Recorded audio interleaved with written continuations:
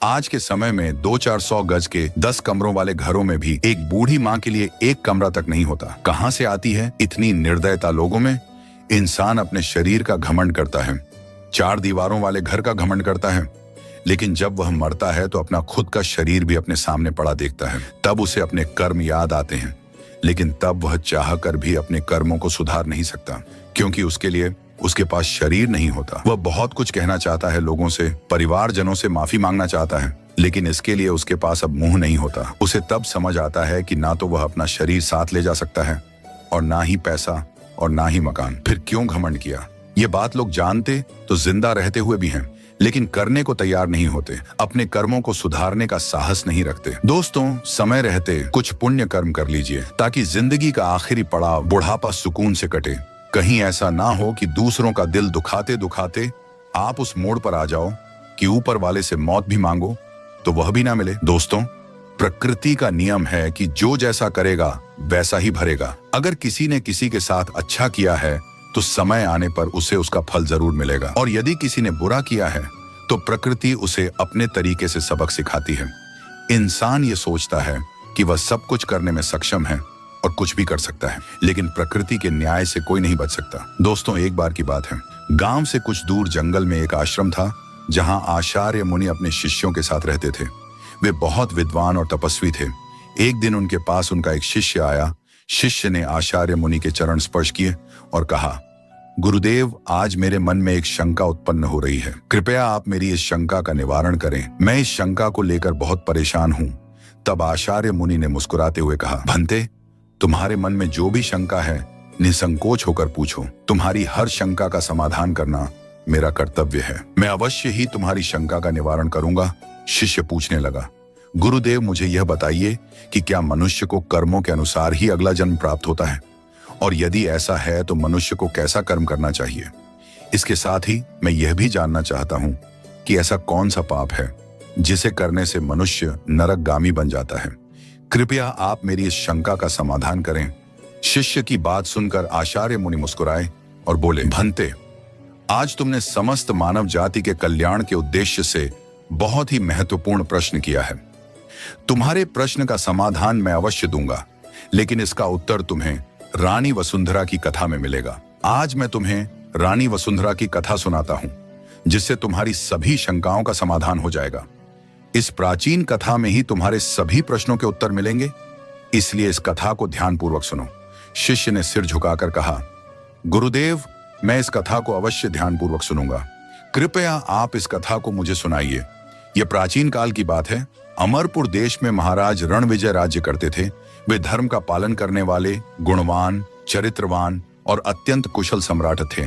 उनका विवाह विदर्भ नरेश की पुत्री वसुंधरा के साथ हुआ था। वसुंधरा सत्य का व्रत पालन करने में तत्पर, गुणवान, चरित्रवान तथा एक महान पतिव्रता स्त्री थी। महाराज रणविजय पुण्यात्मा थे। उन्होंने अनेक यज्ञ तथा पुण्य के कार्य किए। उन्होंने देवालय बनवाए, अनेक पोखर, सुंदर वाटिकाएं बनवाईं और साधु संतों की रक्षा में सदैव तत्पर रहते थे। महाराज रणविजय के नगर के समीप एक घना जंगल था। उस जंगल में एक सूअर अपनी पत्नी और पुत्रों के साथ रहता था। वह सूअर बहुत विशालकाय और भयंकर आकार का था, जिससे सभी मनुष्य भयभीत रहते थे।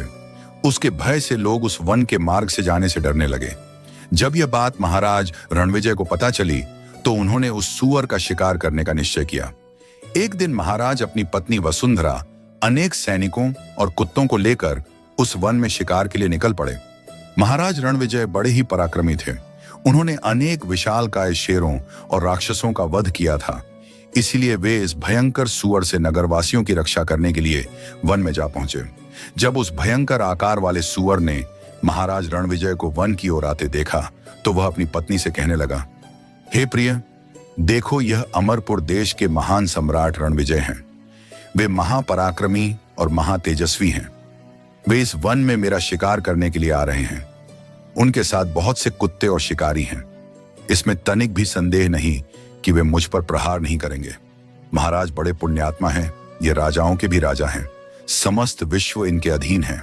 हे प्रिय, मैं तुम सबकी रक्षा करने के लिए अपना पराक्रम दिखाते हुए महाराज के साथ युद्ध करूंगा। अगर युद्ध में मैंने इन्हें पराजित कर दिया तो तीनों लोकों में मेरी कीर्ति हो जाएगी और यदि मैं इनके हाथों मारा भी गया तो मुझे इस सूअर की योनि से छुटकारा मिल जाएगा तथा मैं परलोक को चला जाऊंगा। मेरे पिछले जन्म के पाप के कारण ही मुझे सूअर का जन्म प्राप्त हुआ है। हे प्रिय, तुम मेरा मोह छोड़कर हमारे पुत्रों को लेकर पर्वत की गुफा में चली जाओ। अब समय आ गया है कि मैं अपने पूर्व जन्मों के पापों से मुक्त हो जाऊं। जब महाराज के बाण मेरे शरीर को घायल कर देंगे तो एक एक बाण से मेरे पूर्व जन्म के पाप नष्ट हो जाएंगे। फिर उसकी पत्नी बोलने लगी, हे नाथ, हमारे बच्चे आपके ही पराक्रम और साहस के कारण इस वन में निर्भय होकर विचरण करते हैं। वे कोमल कोमल फूलों का आहार ग्रहण करते हैं। आप ही के कारण उन्हें शेर, सियार आदि जंगली जानवरों का भय नहीं है, क्योंकि आप ही उनकी रक्षा करते हैं। आपके भीषण रूप को देखकर कोई भी शिकारी हमारा शिकार करने के लिए इस वन में नहीं आता। यदि आपकी मृत्यु हो जाती है तो फिर हमारी रक्षा कौन करेगा? आपके बिना हम असहाय हो जाएंगे। पति के बिना मेरा क्या होगा? उत्तम सुवर्ण के गहने, आभूषण और वस्त्र पहनकर भी कोई स्त्री पति के बिना शोभा नहीं पाती। पति से ही स्त्री को सौंदर्य और शोभा प्राप्त होती है। आपके बिना मेरा जीवन भी नष्ट हो जाएगा। हे नाथ, हे प्राणेश, आपके बगैर मैं जीवित नहीं रह सकती। मैं सच सच कहती हूँ, आपके साथ यदि मुझे नरक में भी डाल दिया जाए तो भी मैं खुशी खुशी आपके साथ चली जाऊंगी। इसीलिए आप महाराज के सामने मत जाइए। आप भी हमारे साथ पर्वत के अंदर चलिए, हम वहीं छिपकर बैठ जाते हैं। आप जीवन की इच्छा छोड़कर अपनी पत्नी और पुत्रों को अकेला छोड़कर जा रहे हैं, इससे आपको क्या लाभ होगा? फिर वह सूअर कहता है, हे प्रिय, तुम वीरों के धर्म को नहीं जानती, इसीलिए ऐसा कह रही हो। यदि शत्रु वीरों को युद्ध के लिए ललकार होता है तो वीर पुरुष को लोभ और भय से कायर की भांति छिपकर नहीं भागना चाहिए। ऐसे पुरुष को 1000 युगों के लिए कुंभी पाक नरक में डालकर पकाया जाता है। वीर पुरुष यदि शत्रु का सामना करता है और लड़ते हुए वीर गति को प्राप्त होता है तो उसे मृत्यु के बाद दिव्य लोक की प्राप्ति होती है। आज महाराज रणविजय हमारे पास युद्ध करने के लिए आए हैं। वे हमारे अतिथि हैं और अतिथि का अनादर नहीं करना चाहिए। अतिथि का अनादर साक्षात भगवान का अपमान होता है, इसीलिए उनके साथ युद्ध करना मेरा कर्तव्य है। फिर सूअर की इतनी बात सुनने के बाद उसकी पत्नी कहती है, हे प्राणनाथ, ठीक है, यदि आप महाराज के साथ युद्ध करना चाहते हैं तो मैं भी आपके साथ रहकर आपका पराक्रम देखूंगी। इतना कहकर उसने अपने पुत्रों को बुलाकर कहा, बात सुनो, आज युद्ध भूमि में कुछ अतिथि आए हैं। उनका सत्कार करने और उनसे युद्ध करने के लिए तुम्हारे पिता जा रहे हैं और उनके साथ मैं भी जा रही हूं। इसीलिए तुम सभी अपने भाइयों को लेकर पर्वत की गुफा में जाकर छिप जाओ। महाराज रणविजय बड़े बलवान हैं, वे इस युद्ध में हमारा संहार कर डालेंगे। इसीलिए तुम लोग यहां से भाग जाओ और अपने प्राण बचाओ। फिर उसके छोटे छोटे बच्चे कहने लगे, हे माँ, जो पुत्र अपने माता पिता को संकट में छोड़कर भाग जाते हैं वे महापापी होते हैं, उन्हें घोर नरक में डाला जाता है। जो निर्दय पुत्र अपनी माँ का दूध पीकर उसे दुख में छोड़कर भाग जाता है, जो पुत्र अपने बाप को विपत्ति में देखकर छोड़कर चला जाता है, वह कीड़ों से भरे हुए दुर्गंध युक्त नरक में गिरता है। इसीलिए हे माँ, हम लोग आपको छोड़कर नहीं जाएंगे। फिर वह सूअर, उसकी पत्नी और उसके बच्चे सभी युद्ध के लिए तैयार हो जाते हैं और युद्ध भूमि की ओर निकल पड़ते हैं। सभी छोटे छोटे शावक अपने पिता और माता की चारों ओर से रक्षा करने लगते हैं। उधर महाराज अपनी सेना के साथ उस स्थान पर आ जाते हैं और अपने सामने खड़े सुअरों को देखकर बड़े बड़े शूरवीर योद्धाओं को सुअरों का शिकार करने के लिए आगे भेजते हैं। वे सभी बलवान शूरवीर योद्धा हाथ में तलवार और भाले लेकर सुअरों पर आक्रमण करने लगते हैं। फिर सुअरों और राजा के सैनिकों के बीच भयंकर युद्ध होता है। सभी एक दूसरे पर भीषण प्रहार करने लगते हैं। सुअर अपने दांतों से सैनिकों को मारने लगते हैं तो सैनिक अपने भालों से सुअरों को मारने लगते हैं। इस युद्ध में अनेक सुअर मारे गए और ना जाने कितने ही घायल हुए। महाराज के अनेक सिपाही भी मर गए और घायल हुए। अब केवल वह सुअर, उसकी पत्नी और उसके 5-7 पुत्र ही बचे थे। अपने सभी पुत्रों को मरा हुआ देखकर सुअर की पत्नी भयभीत हो गई और अपने पति से कहने लगी, हे नाथ, मुझे और इन बालकों को लेकर यहां से चलो, नहीं तो हमारा वंश नष्ट हो जाएगा। कृपया हम सभी अपने प्राण बचाकर यहां से भाग चलते हैं, नहीं तो महाराज हम सभी को मार डालेंगे। फिर सुअर कहने लगा, हे प्रिय, 2 शेरों के बीच में एक सुअर पानी पी सकता है, लेकिन 2 सुअरों के बीच में एक शेर पानी नहीं पी सकता। सुअर जाति में ऐसा बल देखा जाता है, इसी कारण से सुअर से सभी भयभीत हो जाते हैं। अगर इस समय में मृत्यु के भय से भाग जाऊंगा तो मेरी सुअर जाति की प्रसिद्धि नष्ट हो जाएगी।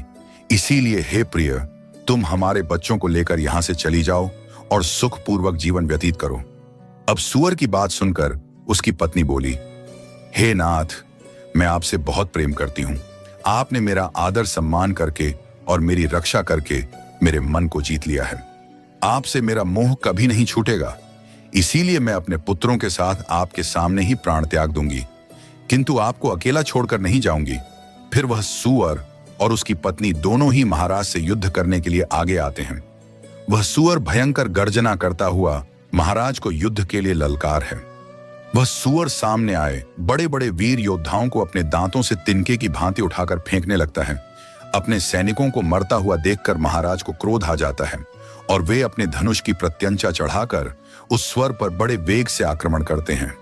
महाराज का एक बाण तीव्र गति से जाकर उस सूअर के शरीर में घुस जाता है और वह सूअर जमीन पर गिर जाता है।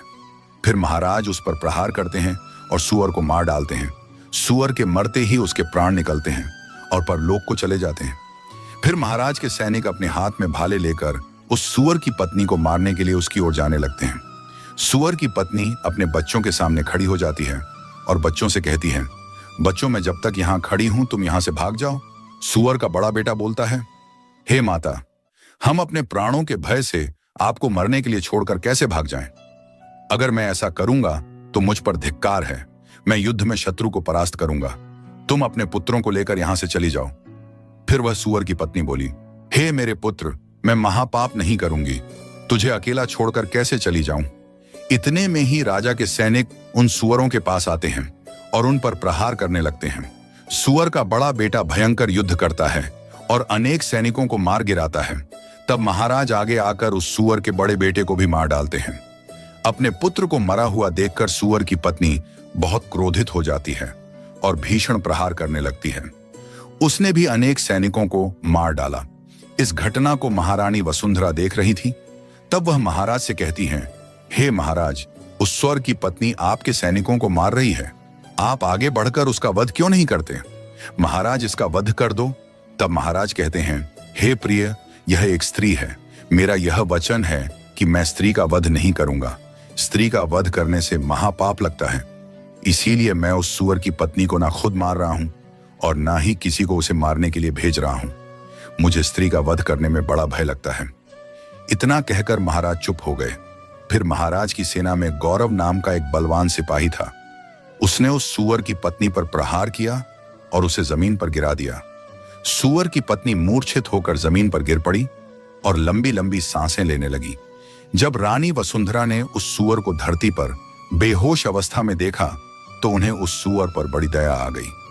उन्होंने ठंडा जल उस सूअर के मुख में डाला और फिर उसके सारे शरीर पर वही जल डाल दिया जिससे उस सूअर को होश आया।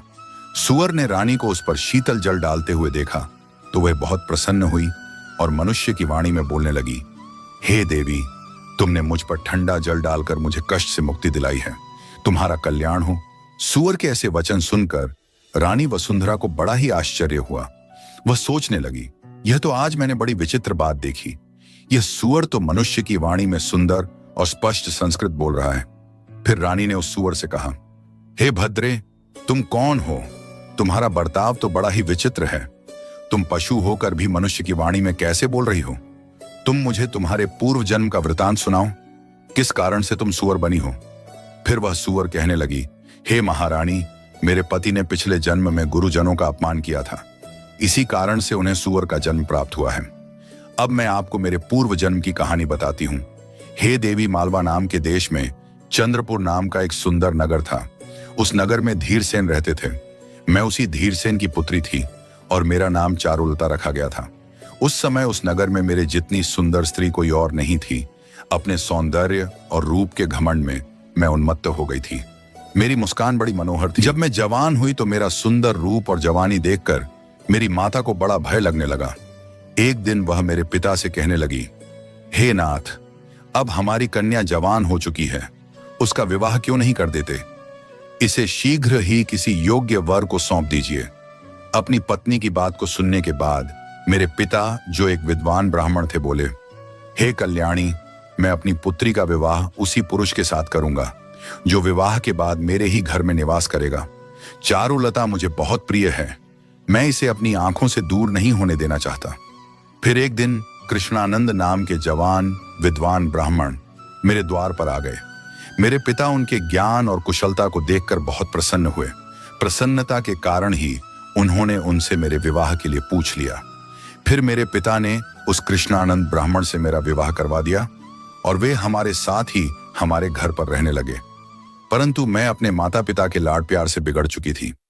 अपना विवेक और शक्ति दिनों दिन खो चुकी थी। मैंने कभी अपने पति की सेवा नहीं की, कभी उनके चरण स्पर्श नहीं किए। मैं सदा उन्हें क्रूर दृष्टि से देखती थी, उनका अपमान करती थी, उन्हें नाम लेकर पुकारती थी, उनके भोजन से पहले भोजन कर लेती थी। मैं अपने पति से ही खुद को भोजन परोसवा लेती थी। मैं अपनी मर्जी से स्वच्छंद होकर यहाँ वहां घूमने लगती थी और बात बात पर अपने पति का अपमान करती थी। कृष्णानंद बहुत ही शांत स्वभाव के थे। उन्होंने मुझे अनेक दिनों तक सहन किया और फिर एक दिन वे अत्यंत दुखी होकर मुझे छोड़कर चले गए। मेरे पति के जाते ही मेरे पिता बहुत दुखी होकर मेरी मां से कहने लगे, हे प्रिय सुनो, हमारे दामाद हमारी पुत्री को छोड़कर चले गए हैं। हमारी पुत्री ही पापचारिणी थी, दामाद तो विद्वान थे। मैं क्या जानता था कि हमारी पुत्री चारुलता दुष्ट और कुलनाशिनी होगी। फिर मेरी माता बोली, हे नाथ, हमारी पुत्री आप ही के लाड़ प्यार से बिगड़ गई है। इसे सही राह पर लाने के लिए आपको ही कुछ करना होगा। पिता के घर में रहने वाली कन्या दुराचारी बन जाती है, इसीलिए कन्या को कभी घर में नहीं रखना चाहिए, उसे उसके पति के पास ही रखना चाहिए। हमारी कन्या बहुत दुष्ट और पापिनी है, आप इसका त्याग करके इसे इसके पति के पास भेज दीजिए। इस प्रकार माता के वचन सुनकर मेरे पिता बहुत क्रोधित हुए और मुझे कहने लगे, अरे दुष्टा, हमारे कुल में कलंक लगाने वाली दुराचार, तेरे ही कारण हमारे दामाद कृष्णानंद हम सबको छोड़कर चले गए। इसीलिए तेरा पति जहां पर है तू भी वहीं पर चली जा, अथवा तुझे जो स्थान अच्छा लगे वहां पर चली जा। हे महारानी, फिर मैं अपने घर को छोड़कर चली गई। बाहर जाने पर मुझे लोग उल्टा पापिनी दुराचार कहकर संबोधित करने लगे। इसीलिए मैं अपने पति को ढूंढते हुए वन चली गई। फिर एक दिन वन में मैं एक कुटिया के सामने जाकर खड़ी हो गई और भिक्षा मांगने लगी। वहां उस कुटिया में रहने वाली सुमेधा नाम की स्त्री ने मुझे देखकर अपने पति से कहा, हे स्वामी, द्वार पर एक दुखिया दुबली पतली स्त्री भिक्षा मांगने के लिए आई है। हे महारानी, वह सुमेधा का पति कृष्णानंद ही था जिन्होंने मेरा त्याग किया था। मुझे देखकर उन्होंने मुझे पहचान लिया और अपनी पत्नी से कहने लगे, हे प्रिय, यह मेरी पहली पत्नी कृष्णानंद है जो मुझे बहुत प्रिय थी, इसीलिए तुम इसका आदर सत्कार करो और इसे अपने घर में स्थान दो। अपने पति की बात को सुनने के बाद सुमेधा ने अपने पति की आज्ञा का पालन करते हुए मुझे घर के अंदर बुला लिया और मुझे पहनने के लिए वस्त्र दिए। फिर एक दिन मैं बैठकर सुमेधा के अच्छे स्वभाव और मेरे दुष्ट स्वभाव का विचार करने लगी और मुझे बड़ा दुख होने लगा। अधिक चिंता करने के कारण मेरा हृदय दब गया और उसी क्षण मेरी मृत्यु हो गई। फिर यम के 2 दूत उस स्थान पर आ गए और मुझे उठाकर यमलोक ले गए। वहां पर यमराज ने मेरा लेखा जोखा देखा और अपने दूतों से कहा, हे दूतों, इस पापिनी स्त्री ने अपने पति का बहुत अपमान किया है, इसीलिए इस पापी स्त्री को ले जाकर नरक में डाल दो। फिर यमदूत मुझे नरक में ले गए और उन्होंने मुझे जलते हुए अंगारों में डाल दिया। लोहे के जलते हुए पुरुष बनाकर मुझे उन्हें आलिंगन दिलवाया। वहां नरक में मुझे अनेक वर्षों तक कष्ट भोगने पड़े। फिर नरक की सजा भुगतने के बाद यमराज ने मुझे सुवर्ण के जन्म में डाल दिया। हे महारानी, इस प्रकार मैंने आपको मेरे पूर्व जन्म का वृतांत सुना दिया है। कृपया अब मुझे इस जीवन से मुक्ति दिला दो। आपने अपने पति की बहुत सेवा की है, इसीलिए मुझे आपका थोड़ा सा पुण्य प्रदान करो। फिर रानी वसुंधरा महाराज के पास जाती हैं और उनसे कहती हैं, हे स्वामी, अब मैं क्या करूं? आप जो आज्ञा देंगे मैं वही करूंगी। महाराज ये वाक्य कहते हैं, हे प्रिय, ये बेचारी बहुत दिनों से बहुत ही दुख भोग चुकी है, अब तुम अपने पुण्य से इसका उद्धार करो। महाराज की आज्ञा लेकर रानी वसुंधरा ने सुवर्ण से कहा, हे देवी, मैं अपने 1 वर्ष का पुण्य तुम्हें प्रदान करती हूं। रानी के इतना कहते ही उस सुवर्ण के प्राण चले गए और उसके शरीर से एक दिव्य स्त्री प्रकट हुई। फिर वह महारानी और महाराज को नमस्कार करके वह परलोक को जाने लगी। अब आचार्य मुनि कहते हैं, हे भंते, अब तो तुम्हें पता चल ही गया होगा कि मनुष्य जैसा कर्म करता है वैसा ही फल भोगता भी है। हे भंते, गधे कुत्ते, बिल्ली, सांप बंदर, गिरगिट, बकरा भेड़िया, गाय कछुआ, कीड़े मकोड़े, कोई पशु पक्षी, पेड़ पौधे, स्त्री में जन्म इत्यादि में जिसका भी जन्म होता है वह पापी मनुष्य होता है, जिसे उसके पिछले जन्म के कर्मों के कारण ऐसा बनाया गया है। कई बार जब बालक का जन्म होता है तो उसमें कई प्रकार के दोष होते हैं। कई बालक किन्नर पैदा हो जाते हैं, या फिर ऐसे जन्म होते हैं जिनको कोई शारीरिक दोष होता है, जैसे कोई जन्म से ही विकलांग पैदा होता है या जन्म से ही देखने में असमर्थ होता है। ऐसा भी होता है कि कई बच्चों को जन्म से ही मलमूत्र का द्वार नहीं होता। ये सब कुछ उसके पिछले जन्म के कर्मों के आधार पर भोगना तय होता है। इसलिए शारीरिक असमर्थता जन्म से ही आती है। जब तक शिशु मां की कोख में रहता है तब तक उसे पिछले जन्म का सब कुछ याद कहता है। उसे यह भी स्मरण होता है कि उसने पिछले जन्म में क्या क्या कर्म किए, और दुखी होकर वह जीव ईश्वर से यही प्रार्थना करता है कि इस जीवन में वह सत्कर्म करेगा और भगवान का नाम जपता रहेगा। शिशु जब माता के गर्भ से निकलकर इस पृथ्वी लोक में आता है तब ईश्वर के द्वारा उसकी स्मृति समाप्त कर दी जाती है, अर्थात उसके दिमाग से पिछले जन्म की बातें भुला दी जाती हैं और वह जीव फिर से मोह माया में कुछ ऐसा उलझ जाता है कि परमात्मा के लिए उसके पास समय ही नहीं बचता। हे भंते, अब मैं आपको बताता हूं कि किस पाप के कारण कौन सा जन्म मिलता है। पहला, कछुए का जन्म। माता पिता को कष्ट पहुंचाने वाली संतान या भाई बहन को प्रताड़ित करने वाले मनुष्य को कछुए की योनि में जन्म मिलता है। जन्म पुरुष का हो या स्त्री का, आत्मा को उस शरीर के अनुरूप अपने व्यवहार में अपना कर्म करना होता है। शरीर के जरिए कर्म करके ही एक आत्मा अपने जन्म के उद्देश्य को सार्थक भी बना सकती है और निरर्थक भी। अच्छे कर्म करके ही आत्मा मुक्ति के मार्ग की ओर अग्रसर हो सकती है और बुरे कर्म करके अपनी स्थिति को भविष्य में बदतर बना सकती है। यदि कोई पुरुष महिलाओं वाला आचरण करता है, स्वभाव में महिलाओं वाली आदतें ले आता है, तो ऐसे पुरुषों को अगले जन्म में स्त्री का रूप मिलता है। बंदर की योनि में जन्म, जो अपने मालिक का विश्वसनीय होकर भी उसके विश्वास को तोड़ देता है, उसका सामान्य जीवन कुल 20 वर्ष का ही होता है। कसाई के हाथों मृत्यु, जो व्यक्ति लूटपाट करता है, जानवरों को सताता है, उनका शिकार करके अपने परिवार का पालन पोषण करता है, उसे अगले जन्म में किसी कसाई के हाथों से मृत्यु की प्राप्ति होती है। यदि मृत्यु के समय व्यक्ति भगवान का नाम ले लेता है तो भगवान उसकी मुक्ति का मार्ग खोल देते हैं। गधे का जन्म कौन भोगता है? अब यहां आता है कर्म फल सिद्धांत। अपने सच्चे मित्र का अपमान करने वाला व्यक्ति गधे की योनि को भोगता है। कुत्ते का जन्म किसे मिलता है? धर्म का अपमान करने वाले, पूजा पाठ ना करने वाले।